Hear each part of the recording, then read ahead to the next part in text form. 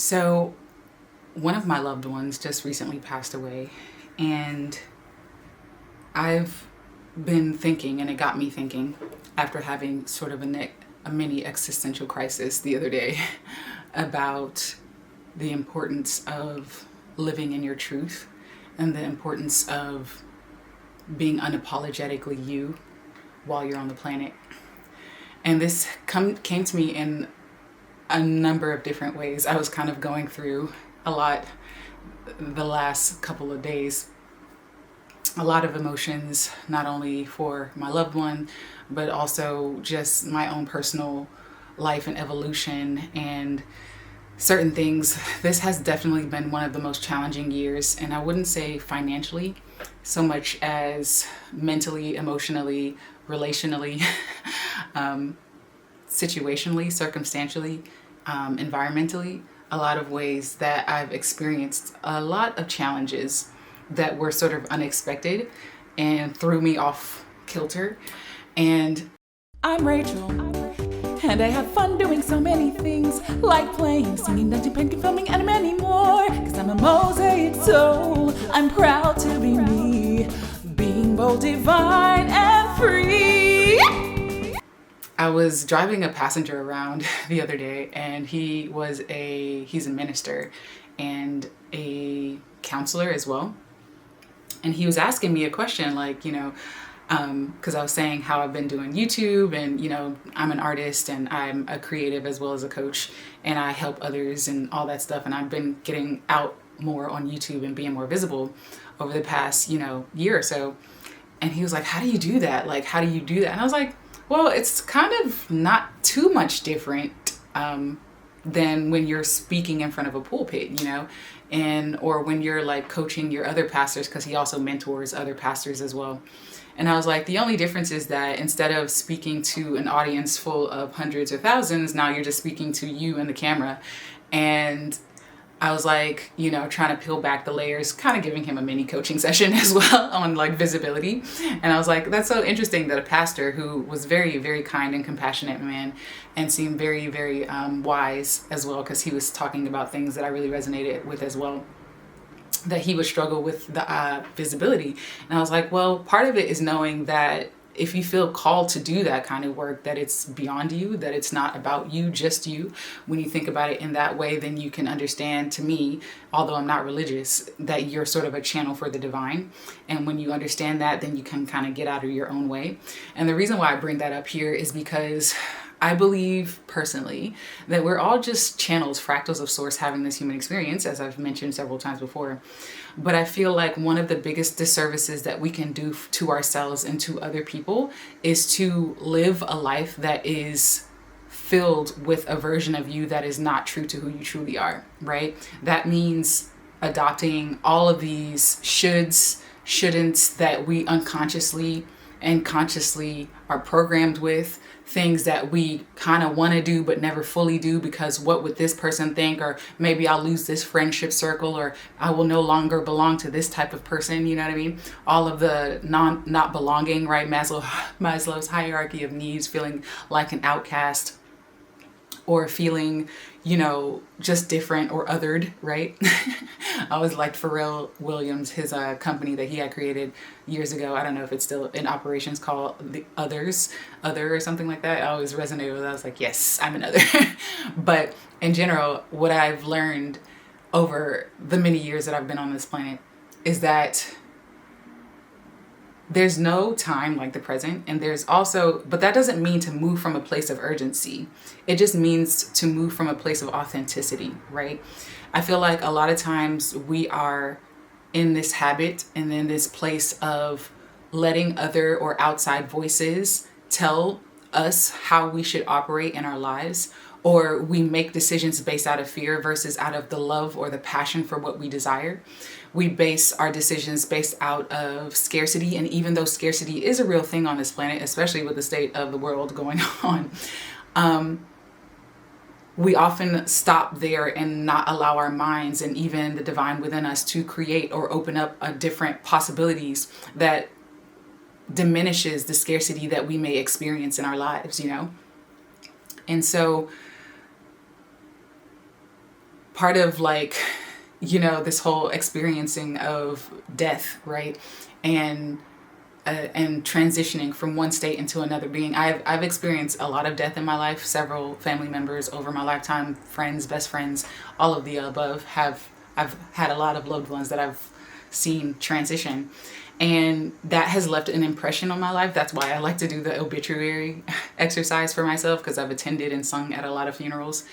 And it's one of those things where I'm always thinking, okay, when I die, what are people going to say with my obituary? What are they going to say about the life and the legacy that I left, right? And I think a lot of people think that legacy is your children, and I think that could be an extension of legacy. But for me, legacy is deeper than just your offspring. Legacy is the people that you touched, the impact that you made on people, right? The lives that you changed in whatever capacity, whether that be, relationally, whether that be you were a teacher, whether that be you really brought about an awareness around whatever it is that you're passionate about. I feel like we are all, divine in the sense that we all have special gifts and unique proclivities and perspectives to bring to the planet in a way that only we can. And when we shy away from that, when we shy away from what our hearts and our souls are urging and nudging within us, we are honestly doing not only ourselves a disservice, but I truly believe that we're doing the planet a disservice. Because I am one of those, utopian type of people who believe that when you live in your gifts and when you're living more in alignment with who you truly are, ultimately the ripple effect is positive. Now, that doesn't mean that you won't be persecuted. That doesn't mean that you won't be prosecuted. That won't mean that you won't be proselytized to, or excommunicated, or shut out, or belittled or demeaned, or fill in the blank, right? But the people who are meant to hear your message will hear it, right? The people who you're meant to touch, you will touch, right? Not everyone is asleep, thank God, on this planet.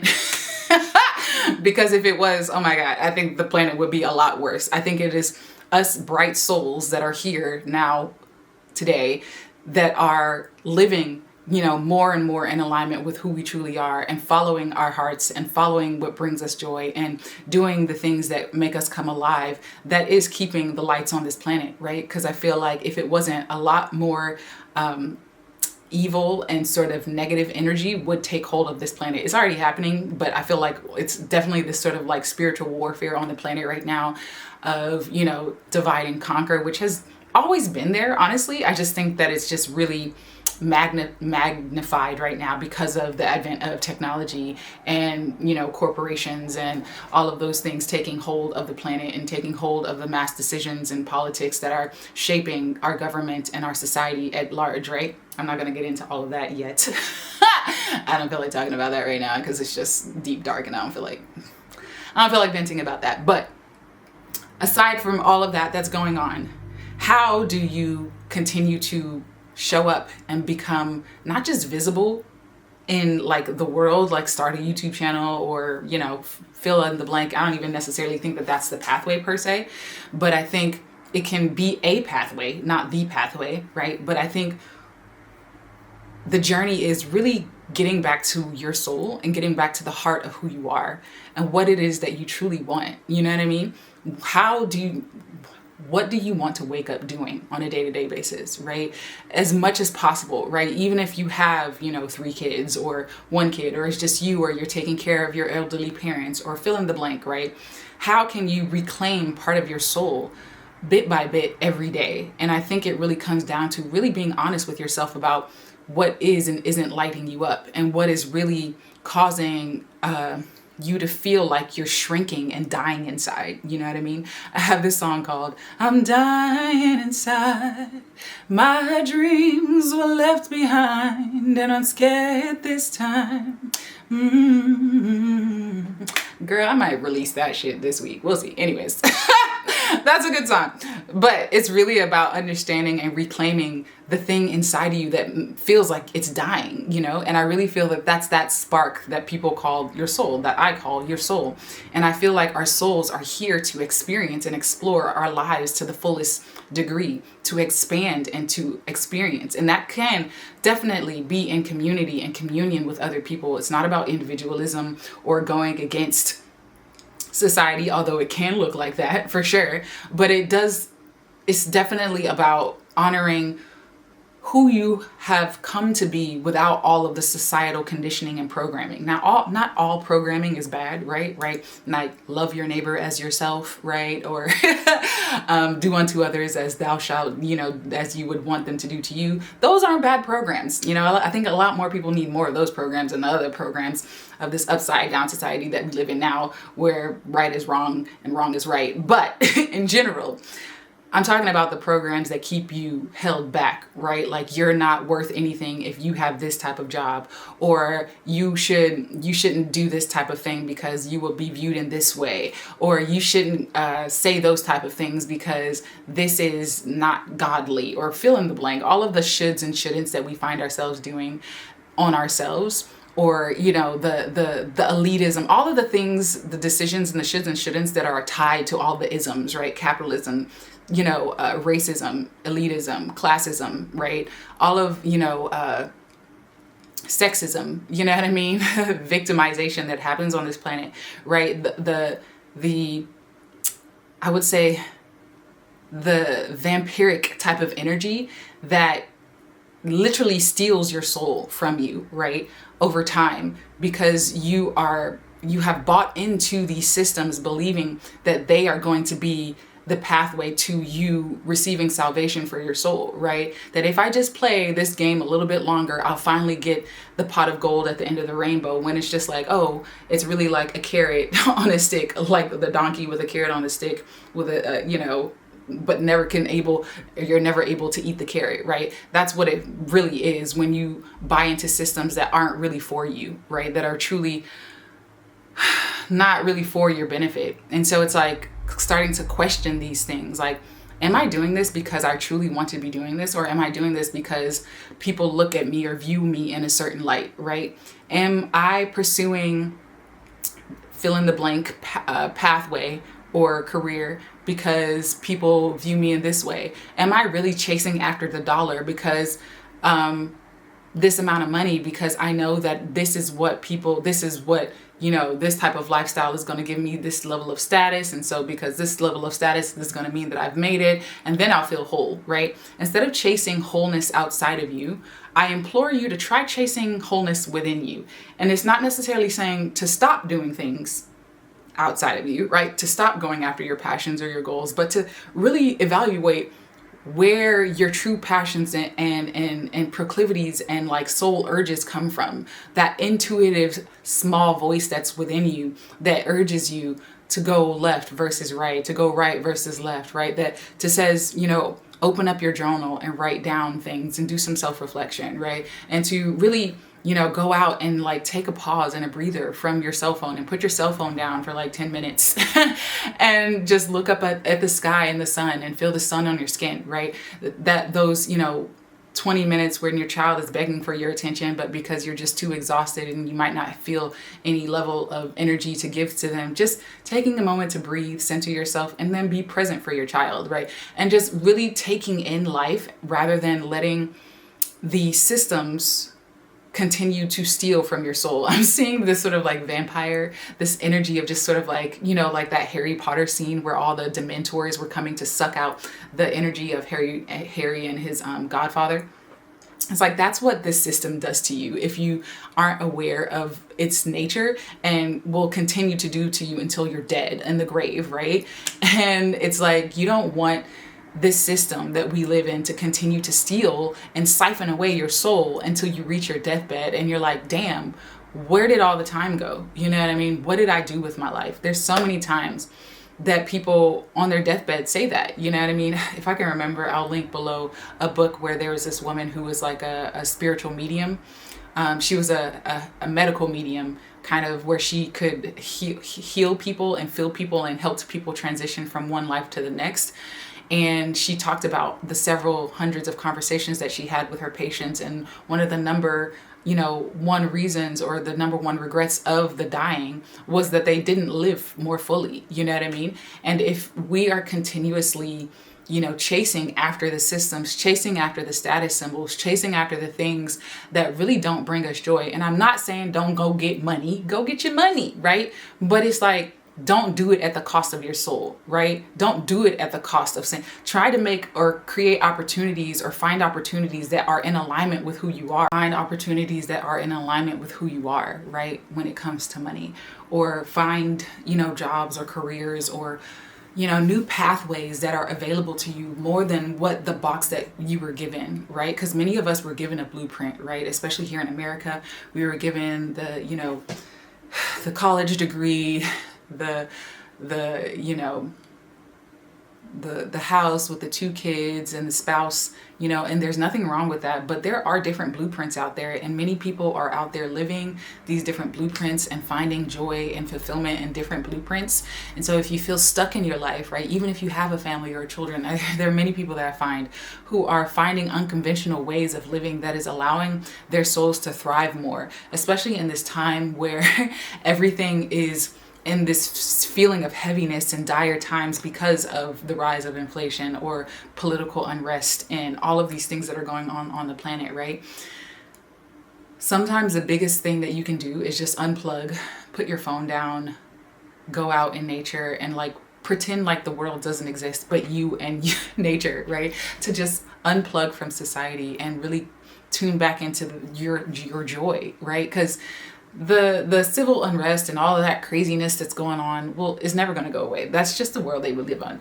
We'll have peace maybe for 5-10 years, and then boom, somebody is feeling like there's too much peace, so we gotta rile up some stuff. That's just how humans are. I've just noticed that certain humans on the planet just do not like to see peace, right? For them, power is more important than peace, right? And so because that's the world that we live on, you got to recognize that you can't allow the outside world to dictate how you feel inwardly, 1. And 2, you can't allow the outside world to tell you who and how you should be in the world, right? And what success is. Don't let these outside voices and outside systems tell you what success is, right? If you feel called to be a librarian or a janitor, right? How dare someone tell you that that's not a viable career path, right?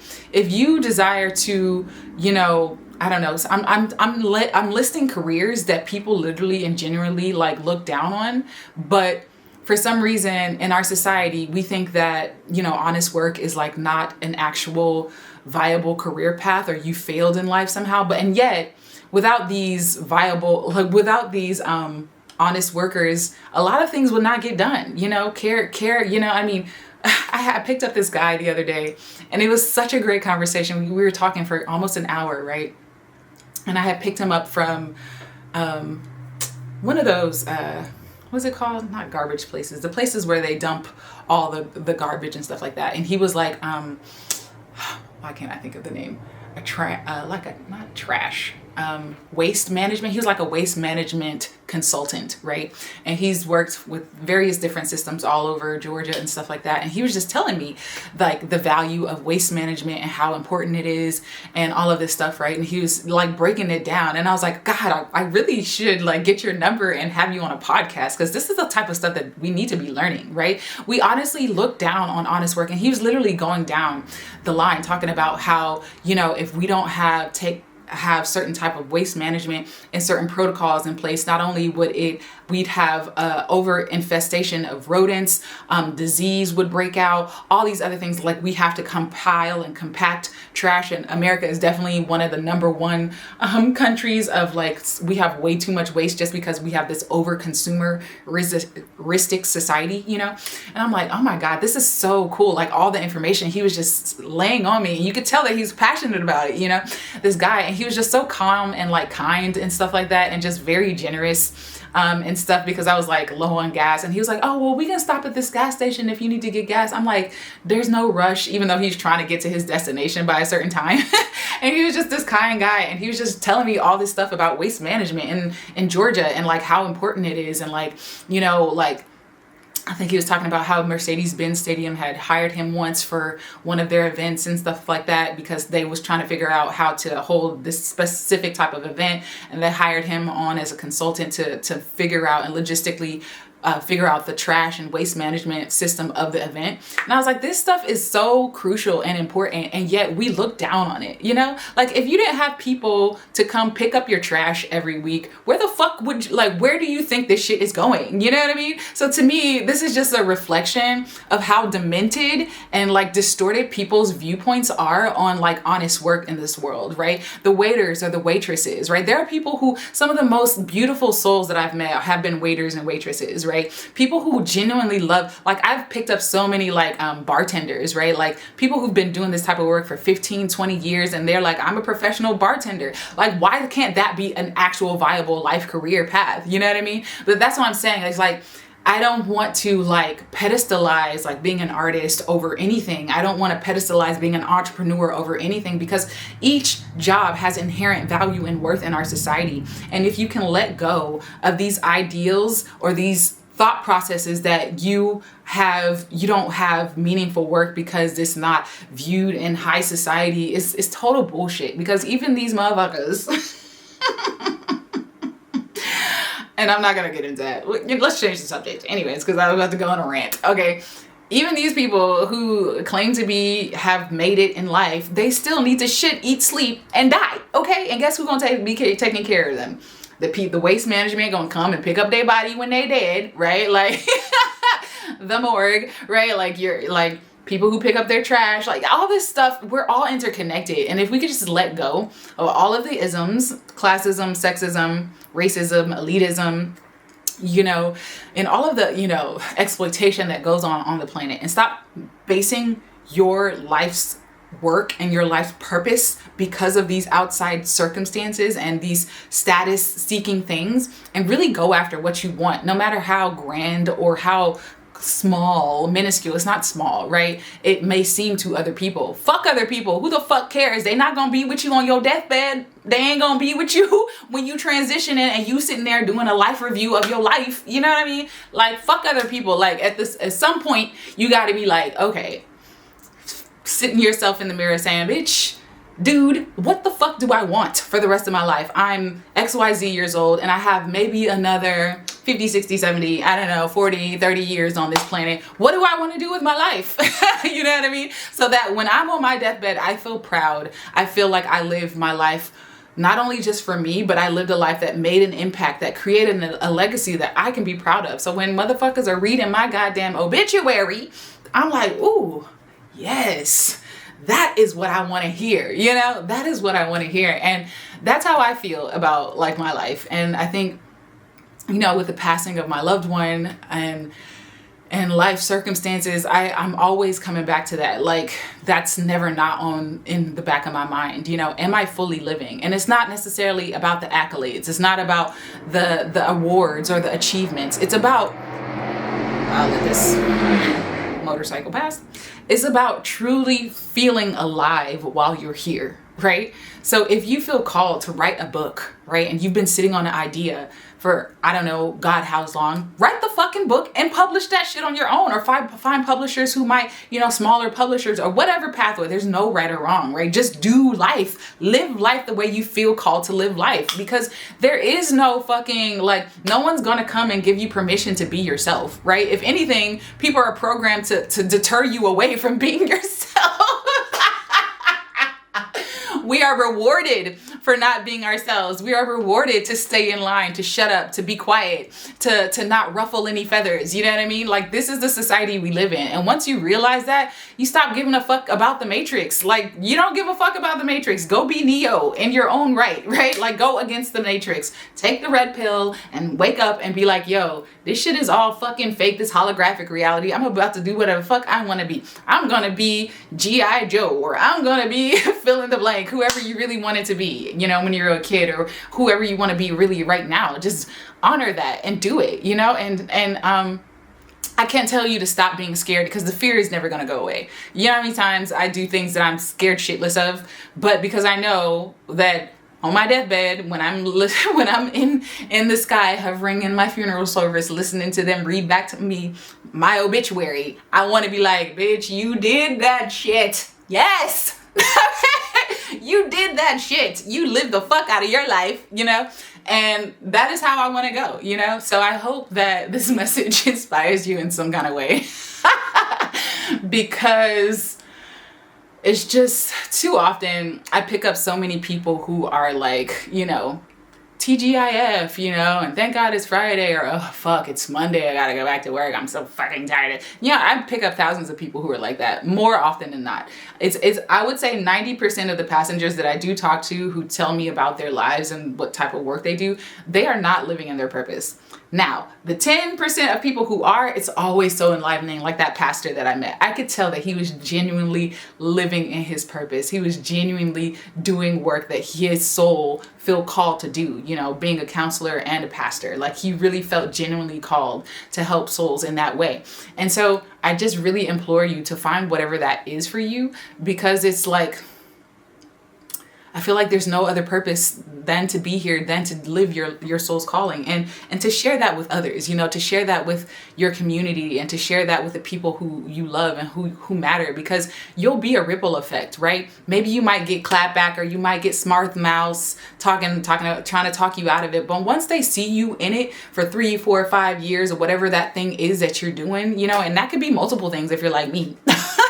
And that could be multiple things. They'll shut up, and because they'll be like, oh, well, I could see how everything's been kind of coming together. They don't need to understand your vision. Your source may manifest in human form. You're supposed to be doing what you came here to do, not what everybody else's blueprint was. Like, if you were supposed, let's say your name is Tranisha, and you have Jenny over here. Tranisha is not supposed to be living Jenny's life, okay? And Jenny should not be trying to live Tranisha's life. Like, live your own life. Live how you feel, what you feel called to do, and stop comparing yourself, right? It's okay to look at other people's lives and say, and you know, one of the biggest clues, and I'll give you this tip and I'll give it off because I'm hungry, is jealousy. If you feel a twinge of jealousy or a twinge of envy, envy is kind of dangerous, but if you feel that twinge of jealousy, that is your signal that this person is doing something that you also have the ability to implement in your own life, right? So going back to the Tranisha and Jenny and idea, let's say Jenny is secretly jealous of Tranisha because Tranisha started, let's say, an online business selling notebooks or whatever, custom made notebooks that have little sayings in them, right? And Jenny has been like eyeing Tranisha's, you know, small business because she's always wanted to start her own stationery business. Jenny, start the fucking business, okay? Like, okay, or something else. Like, it could be something else. It can be something entirely. That was just a random example, right? But it's just like, jealousy is one of the biggest clues for you on the things that you're able to do, right? And you just have to start believing that when you feel jealous, anytime you feel jealous, right? Write it down, write it in your journal. Like, ooh, the green evil-eyed monster came up today and I started feeling that. So you know what? I think I'm going to start implementing this more into my life. I think I'm going to go take a class in that. Oh, I think I saw somebody teaching this skill on YouTube. I'm going to go take it, because everything, like, information is free at this point nowadays. So there really is no excuse. I mean, there's certain things that you definitely still have to pay for, but in general, like, the sky is the limit, right? And really it's your mind that's the limit. Your mind is the limit, you know? And so I implore you to really try to find and to do the thing that you feel called to do, the things, if you're a Mosaic soul like me, the things that you feel called to do, and to not let life or outside voices deter you, because this is the life that you've chosen to live for whatever period of time. And even if you don't believe that you chose this life, you're here now. So what you gonna do about it, okay? You're here now. So what you gonna do? Just be miserable for the rest of your life? That's an option too. I can't, you know, every life experience is valid. But for those of you who want to have a more fulfilled life, I say go after it. I think I'm done. I hope this message resonated. If it does, definitely like, follow, subscribe, all of the things, and sign up for my Mosaic Souls World, which will be launching pretty soon. I'll chat with you guys in another one soon. Peace of the night.